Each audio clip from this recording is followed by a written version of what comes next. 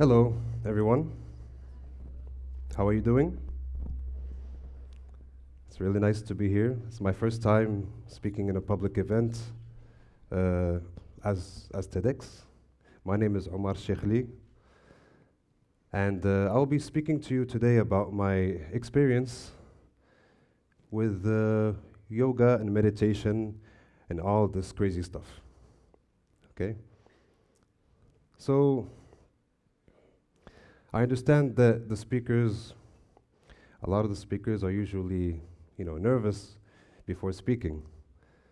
And it's funny because everyone is nervous. So when everyone is nervous and you know that everyone is nervous, that makes you less nervous. Okay? So it's all about perspective. It's very interesting. And what really should make me nervous today is that I have prepared absolutely nothing for today, on purpose. But we'll see how it goes. So,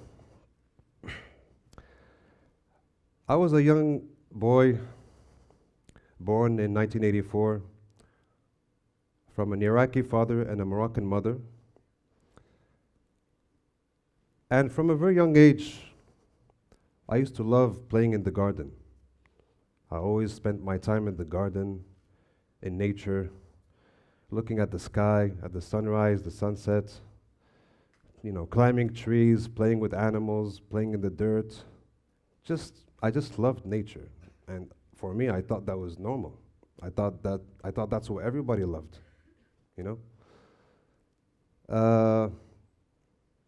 And, coming from a mixed family, there's a lot of culture in our day-to-day speech or, conversations.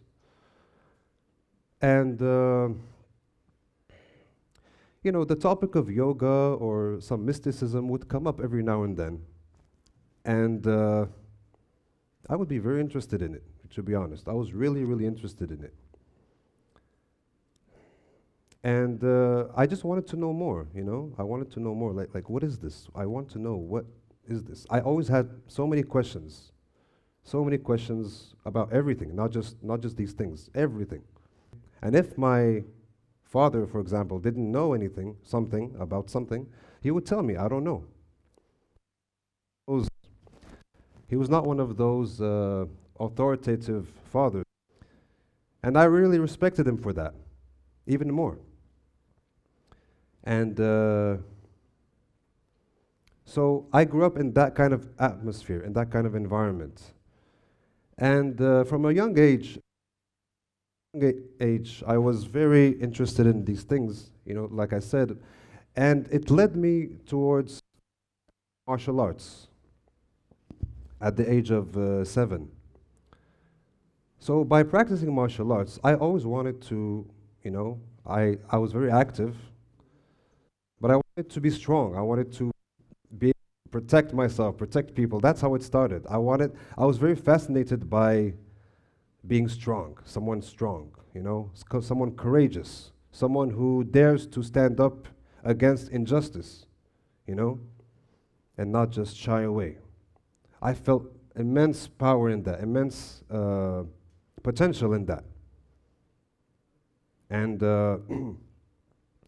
so as I was practicing martial arts, it led me, later in life, just a few years afterwards, I was like about 10 or 11, to studying the history of martial arts, just by myself. Of course, there was no medium here, in Morocco, for me to do that. But I was doing it with by my own means, trying to find books, trying to find magazines who would talk about these things, and so that led me on a more spiritual journey.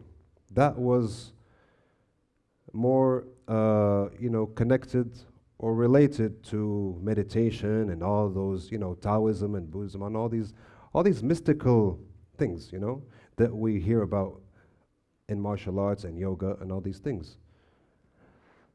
And as I was reading about this, I remember the things I was reading, they were actually the same feeling that I used to have when I would sit in nature, on the grass, on top of a tree, and just lose myself. They were speaking about the same experience that I was having, and I was very, it was very special to me that I was reading about something like this, and I was having the same experience. So it felt very familiar, very familiar. And it made me want to know more. So I kept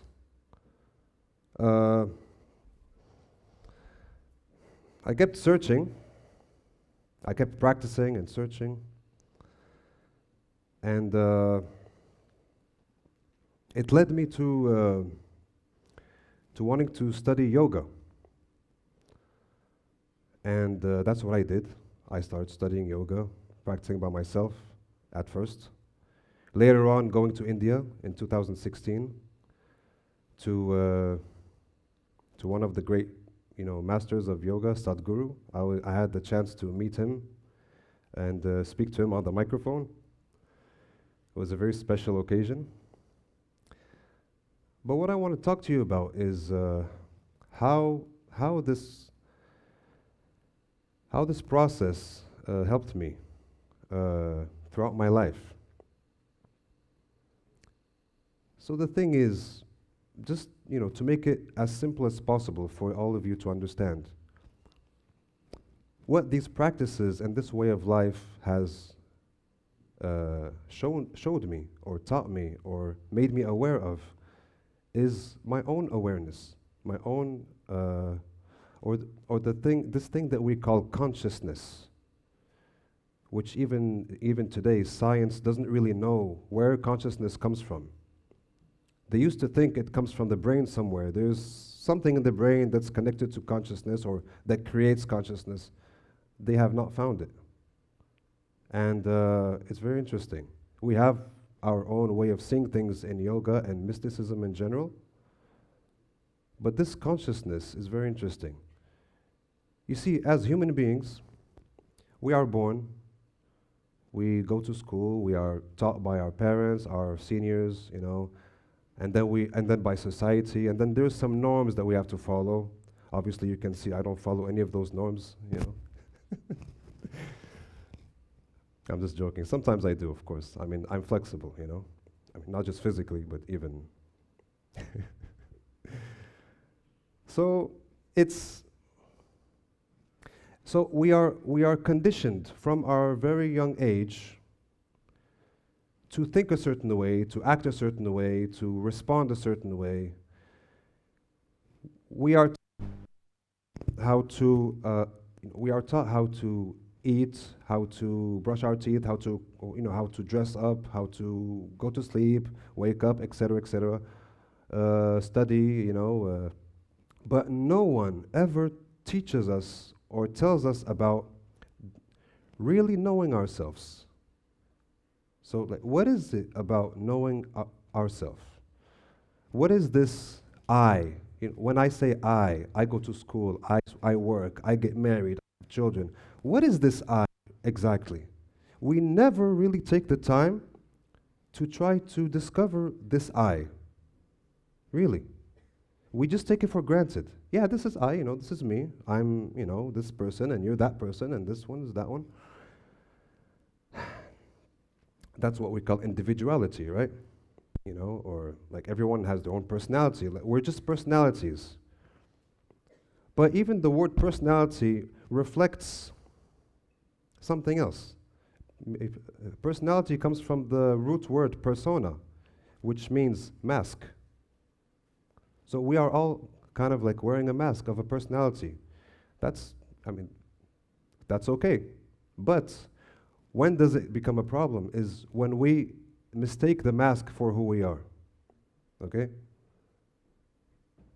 We need to, to take the time, from time to time, to be able to take the mask off and to discover who is this I, who is me, who is this this sense of existence, you know? No one has to teach you that you exist. You know you exist. So what is this feeling? What is this, this deep recognition that I am, you know, that I exist? That's where every spiritual and mystical process begins, with this fundamental point. When we start to look within and just stop all activity, just you know, just lay our body, learn to put our mind aside, our thinking aside, and just begin to watch, just observe. First we observe the body, because it's very simple to observe the body, you know, not just with our eyes, but even, you know, like I said before, we feel that I exist, you know, I'm here, that, you know, this is me, right? And that's you, of course, and, you know. But then we start to go deeper, and we start to see, okay, these thoughts and this way of thinking, okay, this is mine. I mean, is it mine or is it me? And then we begin to see this is mine. It's not really me. First, we may think this is me. Then we see, okay, I'm like this because I've been educated this way. So, okay, let me try to put this aside. Let me see what's behind this. That's where you come closer and closer to this feeling of existing, you know, of being. And we also call it the being, you know, our being. We reach to our being. Actually, we reach to our being is a little false to say, because the being is already us. So how can we reach to our being? It becomes a little confusing sometimes, but try to follow with me, and I promise you it's much simpler than you think. So the thing is, by doing these practices, by focusing on our breath, focusing just on ourselves, just on how we are, not about what should I do, what should I haven't done this, I have to do this, I want this, I like this, I don't like this. No. We keep all that aside and we just try to feel what this is. And then a whole other dimension opens up. If you look hard enough or long enough or even just intensely enough, a whole other dimension opens up. Here we have the physical dimension that we all know. There's the mental dimension, the thinking, the intellect, all these things, which is also related also to feelings and emotions, but that's also considered another dimension or a branch.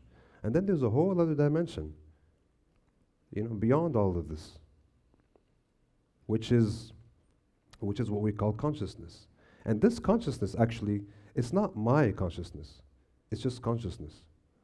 When I connect to this consciousness within me, I'm also connected to all of you. And you are connected to everyone else too. Because consciousness is a field.